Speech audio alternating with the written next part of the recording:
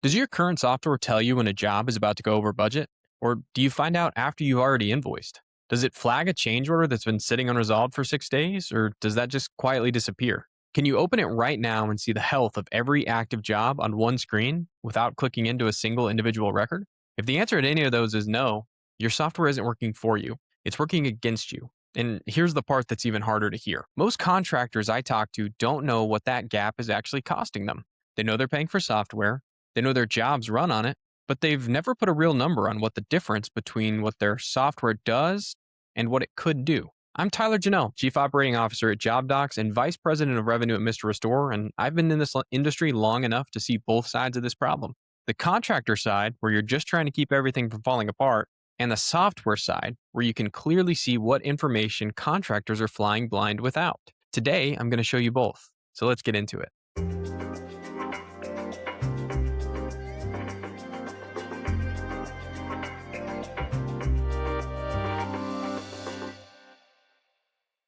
Welcome back to AI on the Job. I'm Tyler Janelle. Today is an honest conversation about restoration software specifically, and why so many contractors are running platforms that were built for a different era.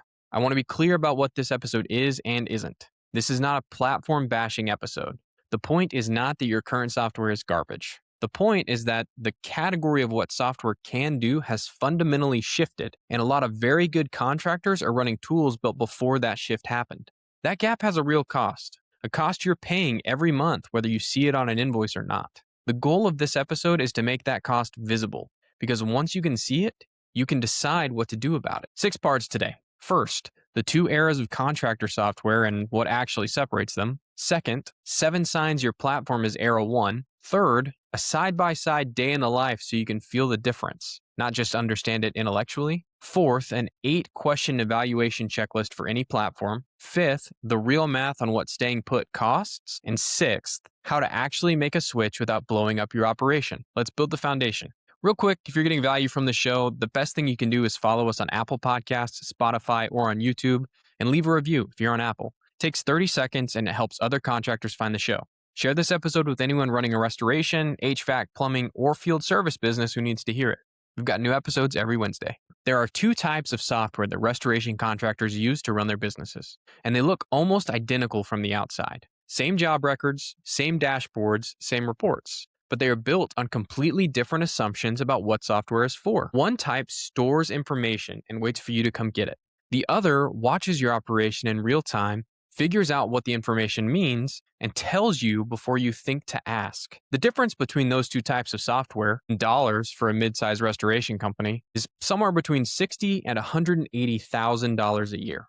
I'm going to show you exactly how. 2 eras, and the line between them isn't about features. It's about philosophy, about what the software believes its job is. Era 1, the database era. Software built to replace paper. Its core job is to store information in an organized way. Jobs go in, photos go in, reports come out.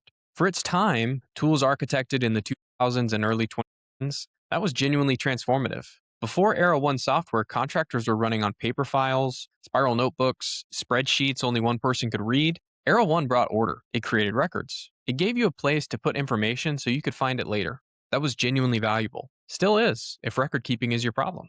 But the architecture was designed to answer one question: can we find what happened? Not what is happening right now. Not what should we do next, just where is the record? Era 1 is a historian, an excellent one, but a historian. Era 2, the intelligence era. The shift happened because 2 things converged. Machine learning got cheap enough to embed in operational software, not the ChatGPT kind of AI, the analytical pattern recognition kind that watches data streams in real time and identifies when something is trending in a direction you need to care about. And cloud infrastructure got fast enough to process real-time job data continuously without it being prohibitively expensive. Those 2 things created a new category. Software that doesn't just store what happened, it watches what's happening, reasons about it, and tells you what it means. Era 2 is not a historian. It's an analyst that works around the clock. Let me make this concrete. Era 1 example. Job 31 has 8,400 in logged costs against a 9,200 estimate. That information is in the system. If you want to know this job is at 91% of budget with 2 weeks of work left, you have to go find it. You have to log in, pull the job, navigate to the budget view, do the math. The information exists, and it's waiting for you to come get it. Era 2. Job 31 is flagged on your dashboard before you even thought about checking it. The alert says labor is trending 22% above estimate for the current phase. And at the current rate, you'll exceed total budget before the job closes. You didn't go looking, it found you. In week 2, not after the invoice went out. Here's the part that gets missed in this comparison. Both systems have the same data, same job, same costs, same estimate. The difference is not in what they know, it's in what they do with it. Era 1 stores, Era 2 reasons. And in a business where your margin can swing 15 points based on whether you caught a problem in week 2 versus week 6, that's the whole ballgame. One more dimension. One was built in a world where the owner operator or operations manager was expected to do the analysis. The software's job was to give them a place to put data so that a human could eventually make sense of it. Era 2 was built for the business reality of 2026, where a 15-person restoration company doesn't have a dedicated analyst. The owner is also running jobs and putting out fires, and nobody has 4 hours on Monday morning to pull reports. Era 2 is the analyst. It does the work that used to require a person you couldn't afford to hire. I'm going to give you a self-assessment right now that most contractors have never done. 7 specific signs that your job management software is Era 1, meaning it's storing your data and waiting for you to come find problems, rather than watching your operation and telling you about them before it's too late. You don't need to change anything today. I just want you to be honest about what your software actually does versus what you think it does. Most contractors are surprised by the gap. Okay, so 7 signs. Go through these honestly as I name them. The value of this is in the self-assessment, not just the list. Sign number 1. You get reports, not alerts. Era 1 gives you reports you generate. Era 2 sends you alerts before you ask. Think about your last 3 weeks. When a job went over budget, did your software tell you? Or did you find out when you went looking? When a change order sat unresolved for a week, did anything flag it? Or did it just sit there until invoicing time when someone had to dig through the file? A report tells you that already. By the time you're reading a report showing job 14 ran 18% over budget, that job is done. The money is gone. An alert that says job 14 is currently tracking 9% over on labor and will exceed estimate by the end of next week.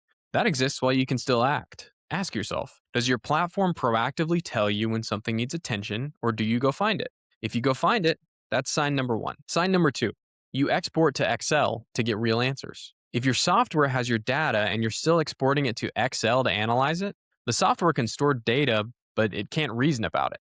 You're doing the analysis yourself, and you're probably doing it in a spreadsheet that takes 4 to 6 hours every Monday morning to update. I've talked to operations directors at $5 million and $8 million restoration companies who describe this exact pattern. The software is the filing cabinet. Excel is the brain. That's a problem, because Excel doesn't watch your jobs in real time. Excel doesn't send an alert. Excel requires a senior person to spend half a day every week building a report that should already exist. That person has a salary of $60, $70, or $80,000 a year. Some portion of their time every single week is being consumed by a task that Era 2 software eliminates entirely. That's a hidden cost you're already paying. Sign number 3, your AI features are add-ons, not core. Where is the AI in your current platform? A badge on the marketing page? A button somewhere in a settings menu?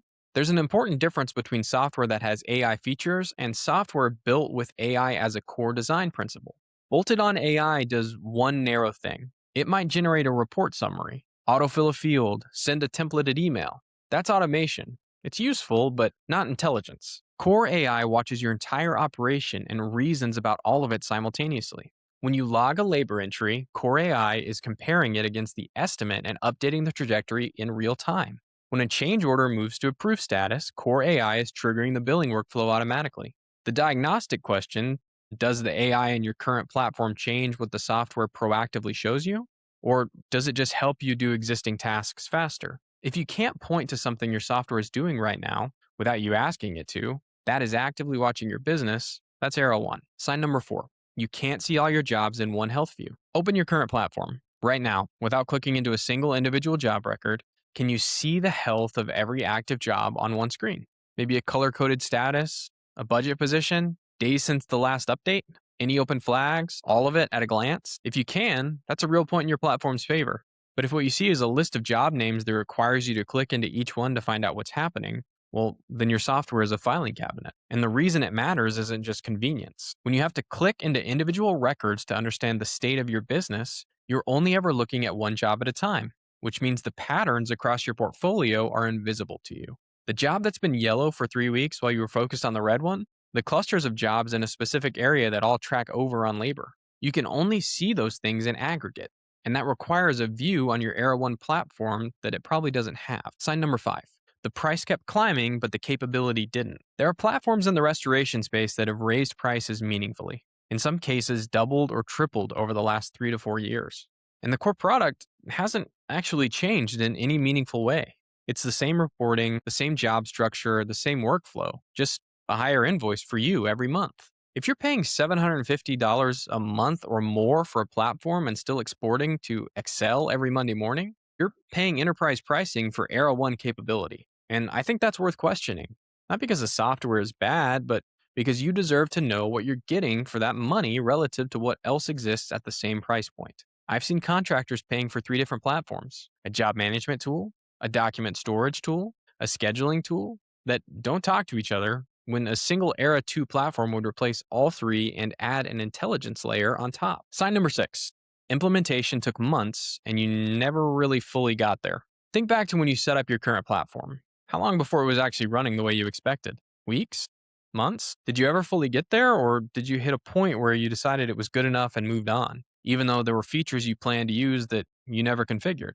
Era 1 platforms were often built with the assumption that you had an internal IT resource or a dedicated implementation partner. The complexity was acceptable because the enterprise clients they were built for had the capacity to absorb it.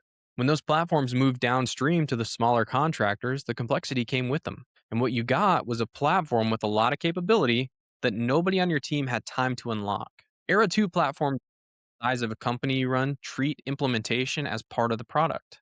Ask any vendor, what does my team look like 30 days after I sign? If the answer is, well, you'll have access to the knowledge base and support team, that's a red flag.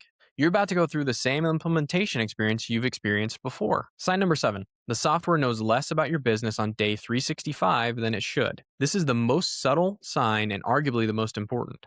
Software gets smarter about your specific business over time. As it processes more of your jobs, more of your cost data, more of your change order patterns, it builds a picture of your operation that makes its analysis increasingly relevant to you specifically. After 90 days, it knows that jobs in a certain county tend to run over on labor in the second week. After 6 months, it knows which of your crews consistently document change orders faster. After a year, it can give you a pre-job cost prediction based on your historical data, not industry averages. Era 1 software doesn't do it. It stores everything. It retrieves it when you ask, but it doesn't synthesize. It doesn't learn. On day 365, it knows the same things about your business it knew on day 1. It just has more records. Ask yourself, is my software more useful today than it was 12 months ago? Not because I learned to use it better, but because it learned my business better? If the answer is no, that's sign number 7. I want to show you the same morning at the same restoration company with the same 18 jobs, the same crew, the same owner, in 2 different versions. In version 1, they're running traditional job management software. In version 2, they've made the switch to a platform where the business actually runs, where their jobs, their costs, their change orders, their customer communication, their documents, and their billing all live in one place and talk to each other. Same owner, same business. The only difference is the software. Watch what happens to this Tuesday morning. 6:45 a.m. The owner wakes up and checks his phone. 6 text messages from crew leads with questions that should have been answered yesterday. He doesn't have the context to answer 2 of them without pulling up the job file, which he can't easily do from his phone at 6:45 a.m. He makes a mental note to deal with them when he gets to the office. He gets to the office at 8. Before he can sit down, his project manager flags him. Job 12, invoiced yesterday, and the customer is pushing back on an $1,800 line item. He pulls the file, spends 20 minutes reconstructing what actually happened on that job from notes, texts, scattered across personal cell phones and the job record, and he can't immediately tell if the line item is legitimate because the change order documentation isn't fully clear. It was never formally signed. It was just a text message conversation that lived on someone's phone. He tells the PM he'll deal with it this afternoon. He tries to get a sense of where his 18 active jobs stand. He opens his platform. He sees 18 job names. He starts clicking into them one by one. After 40 minutes, he's looked at 6 and has 3 follow-up questions he needs to ask his PM. He hasn't gotten to the jobs that are actually problems yet. He just doesn't know which ones those are without checking each one. It's 9:30. He hasn't made a single proactive business decision yet. He's been reactive since he woke up. Okay. And now 6:45 a.m., but Era 2 software. The owner wakes up and opens the dashboard on his phone. 2 minutes. Every active job is color-coded. 16 green, 2 yellow. He taps the yellows.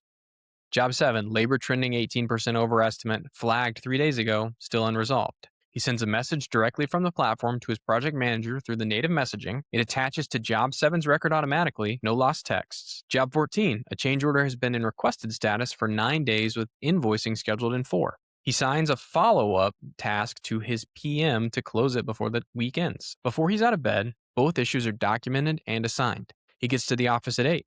His PM has already responded through the platform. Job 7's crew ran into unexpected moisture behind a wall that expanded scope. There's a change order drafted in the system, but not yet sent to the customer. The owner approves it for sending with one tap. The customer gets a text and email notification simultaneously, and the change order is in the job record the moment it's sent, ready for digital signature. That's a conversation that could have cost $2,400 if it slipped through the invoicing. He checks his billing readiness report for the job's invoicing this week. The system flags 2 issues automatically. One job has materials logged to overhead that belong on the job's cost sheet, and one subcontractor invoice was paid but not reflected in the job cost summary. He sends both to his PM to clean up before invoicing. It takes him 10 minutes. He runs a quick WIP report, work in progress across all active jobs, sees that his pipeline is healthy and that 2 jobs are within 10 days of close. He makes a note to prioritize getting final documentation completed on both. It's 8:30. He's already made 4 proactive business decisions. 2 of them probably just saved a combined $3,000 to $4,000 in missed billing and cost overruns. His customer communication is documented and attached to the right job records. His team has clear assigned tasks, and his day is just starting. Same owner, same 18 jobs, same team, but different software. That gap, the difference between 9:30 and 8:30, between reactive and proactive, between finding problems and problems finding you, that's what Era 2 looks like on a Tuesday morning. It's not theoretical. It's what happens when the place where your jobs live is also the place where your costs live, your documents live, your customer communication lives, and your team lives. One platform, everything in it. That's the difference. If you're evaluating a job management platform right now, or if you're wondering whether the one you're on is actually doing what you're paying for, I have 8 questions for you. These apply to every platform, including job docs. I'm not asking you to take my word for anything. I'm giving you the framework to evaluate any platform yourself and let the answers tell you what they tell you. Score your current platform as we go. 1 point for yes, 0 for no. I'll tell you what the score means at the end. Question 1. Does it send proactive alerts or do I generate reports to find problems? The foundational question. If you're generating reports, that's Era 1. Proactive, unprompted alerts that reach you before you go looking. That's Era 2. Point for alerts. 0 for reports. Question number 2. Can I see the real-time health of all active jobs on one screen without clicking into individual records? Not a list of job names, a health view, color-coded status, budget position, open flags, all visible at a glance. Point for yes. 0 for I have a list, but I have to click in. Question number 3. Does the AI watch my operation continuously or only when I ask it to? Is there something happening in the background right now as I have this conversation that is comparing my job cost to my estimates and preparing to alert me if something crosses a threshold? Or does the AI only activate when I initiate something? Continuous background monitoring is Era 2. On-demand only is Era 1. Question 4. Does the platform understand restoration workflows specifically? Think of things like exact met estimate formats, insurance billing cycles, drying log completion as a job milestone, moisture mapping, equipment placement as a billable event, carrier documentation requirements. Generic project management tools don't know what a drying log is. They don't know that restoration billing has insurance cycle constraints that construction billing doesn't. Industry-specific software knows your workflows. Generic software requires you to bend your workflows to fit its structure. Point for industry-specific. 0 for generic. Question 5. What did implementation actually look like? And did you fully get there? Fast, structured, guided by people who know restoration? Point. Months of internal effort and features you still haven't unlocked? No point. The onboarding model is a better predictor of platform success than the feature list. A mediocre platform your team actually uses will always outperform a great platform that got abandoned. Question 6. Does the platform know my business better today than it did 12 months ago? Because it learned from your data, not just because you learned to use it better. Learning curves are about you. A platform that compounds in value over time is about growing operational intelligence. Point for the latter. Question 7. Does a billing readiness check run automatically before I finalize an invoice? Flagging unresolved change orders, unattached costs, subcontractor gaps, materials logged to overhead that belong on the job automatically before the invoice goes out? If you're building that check yourself from memory or a manual checklist, that's Era 1. Automatic billing readiness is a core Era 2 feature. Question 8.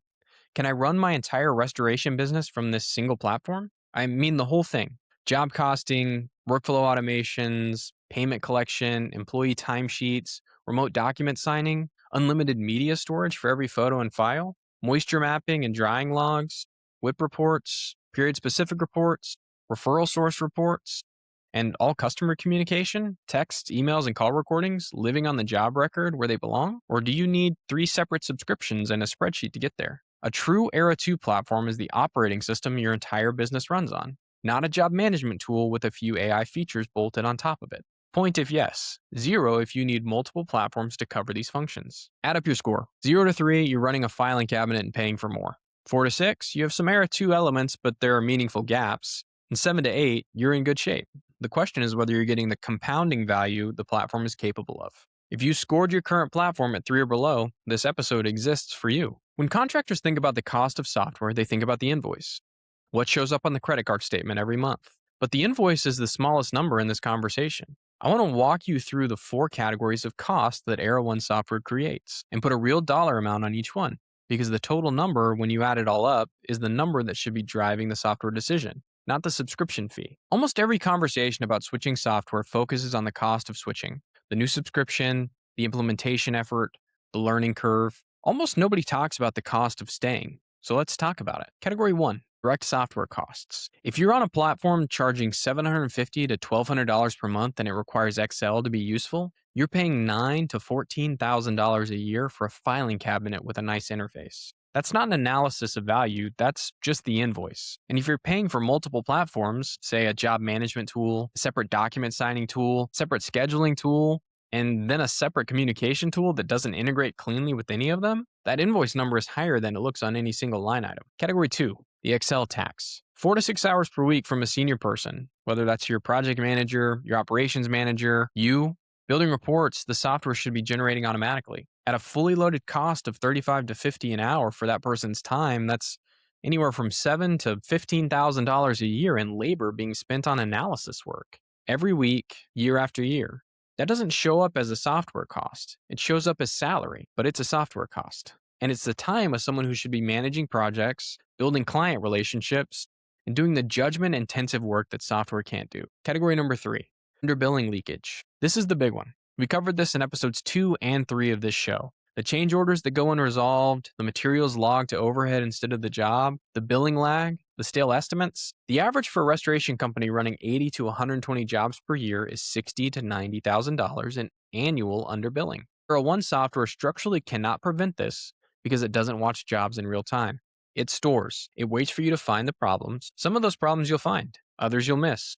And the ones you miss are permanent losses. An Era 2 platform, one where all of your job costs, change orders, subcontractor commitments, and billing status live in one system that watches all of it continuously, closes this gap systematically, not by hoping someone remembers to check. Category 4, the growth ceiling. This one is the hardest to quantify, but it's real.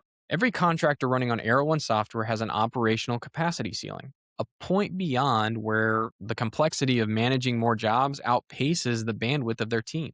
You hit that ceiling, you either stop growing or you hire people to push through it. Era 2 software raises that ceiling. Not infinitely, but meaningfully. The contractor running 80 jobs on Era 1 might be able to run 110 or 120 jobs on Era 2 with the same team. That's 30 to 40 jobs of additional revenue capacity without adding headcount. On an average job value of $8,000, that's $160,000 to $240,000 a year in revenue your current software ceiling may be costing you annually.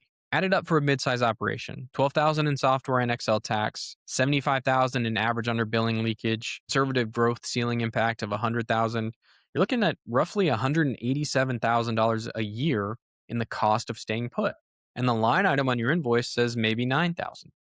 The question isn't, is my current software expensive? It's, what is my current software costing me that I can't see on an invoice? That gap between the invoice price and the real cost is where most contractors are losing the argument with themselves about whether to switch. If you've been through a failed software implementation before, and most contractors running for more than 5 years have, then everything I've said today probably sounds good right up until the moment where you have to actually switch, because you've been there. You signed the contract, you did the kickoff call, you tried to get your crew on board, and You watch the whole thing fall apart within 60 days. If that's happened to you, the natural response to all of this is, I'm not doing that again. I want to talk about what actually makes a switch work because it's not willpower, it's not forcing your crew to comply, it's four specific things. And none of them are what most contractors focus on. Thing number one, onboarding model over feature list. The biggest predictor of whether a software switch succeeds is not the feature list, it's the onboarding model. A mediocre platform that gets configured for your specific workflow and adopted by your crew will always outperform a great platform that gets abandoned. Ask every vendor you talk to, what does my team look like 30 days after I sign? Who is responsible for our implementation? Is there a dedicated person, or am I watching tutorial videos and submitting support tickets? The answer tells you more than the demo. JobDocs charges a flat $1,000 for white glove onboarding. We configure the full system for your operation, workflow automations for your job types, alert thresholds, timesheet setup, document signing templates, moisture log configuration, reporting preferences. You describe how your business runs, we build the system around it. Your team goes live having never had to figure out the configuration. Thing two, run one job through it first. Don't try to migrate your whole operation on day one. Pick one active job, ideally a mid-sized job that isn't a crisis, and run it completely through the new system. Log every cost, track every change order, use the dashboard to monitor it, send customer updates through the native messaging. Go through the billing readiness check before you invoice it. What you find on that one job is your proof of concept. And the first catch, the first flag that the system raises that would have slipped through before, is the moment the team believes in it. That moment always comes. I've never seen a contractor run their first complete job through an Arrow 2 platform and not catch something. Thing three, crew buy-in is a product problem, not a people problem. If your crew didn't adopt the last platform, that's probably not because your crew is resistant to technology. It's because the friction was too high. If logging time into an app on a phone in a wet basement at 9 p.m. requires 5 steps and a password reset, your crew is going to text you instead. Era 2 platforms built for field service understand this. Field entry needs to be fast, intuitive, and reliable on a spotty connection. When you evaluate the mobile experience of any platform, and you should do this before you sign, not after, ask your crew lead to try logging time on a phone without any coaching. If they can't figure it out in 90 seconds, the adoption will fail. If they can, it won't. Thing four, measure from day one. Before you switch, write down 3 numbers: your current average under billing rate, your current time spent in Excel per week, and your current gross margin. Look at those same numbers at 60 days and 90 days. That's how you know if the platform is delivering. Not by how it feels, but by what it moves. The contractors who get the most out of Era 2 software are the ones who treat it like an investment with a return, not a cost center. Measure the return. And if you want help figuring out what those baseline numbers are before you switch, that's a conversation I'm genuinely happy to have with you. You can send me an email at info@job-docs.com, and I'm happy to respond. It's not a sales pitch. It's a real conversation about your numbers and whether a switch makes sense for your operation. Okay, so here's the homework for this week. Log into your current platform and run through those 8 questions. Score yourself honestly. 0 to 3, you know what to do. 4 to 6, identify the specific gap that's costing you the most and start there. 7 to 8, make sure you're actually extracting the compounded value the platform is capable of, not just using it as an organized filing cabinet. The broader point of everything we covered today. Era 1 software was built for a world where the owner had time to go find the information they needed. The world doesn't exist anymore, if it ever did. Era 2 software was built for the world you're actually living in. A bunch of active jobs, a crew in the field, a PM who's stretched thin, and an owner who needs the information to come to them before it's too late to act on it. The gap between those two worlds has a number. You now know what it looks like. If you want to see Era 2 in practice, JobDocs has a free trial and a comparison page at job-docs.ai. Next episode's a guest episode. Contractor who made this exact switch with real numbers on what changed, not the highlight reel. The whole story, including what was hard. I'm Tyler Janelle. This is AI on the Job, and I'll see you Wednesday.